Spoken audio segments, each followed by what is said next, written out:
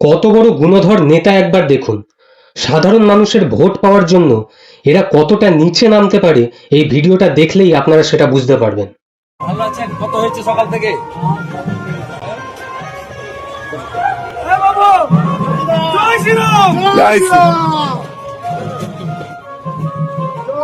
দেখুন কিভাবে একজন গরিব রিকশাওয়ালার হাতে 500 টাকার নোট গুঁজে দিচ্ছেন এই নেতা।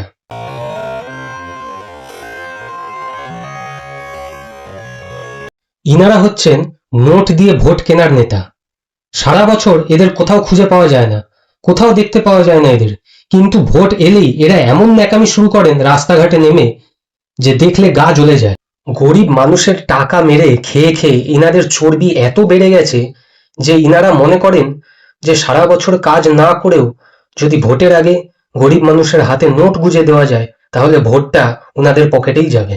কিন্তু আমরা সাধারণ মানুষরা এতটাই বোকা যে দিনের শেষে গিয়ে এই সকল নেতাদেরই আমরা ভোট দিয়ে আসি, আমরা ভোট দিয়ে নির্বাচন করি। আমরা এতটাই বোকা।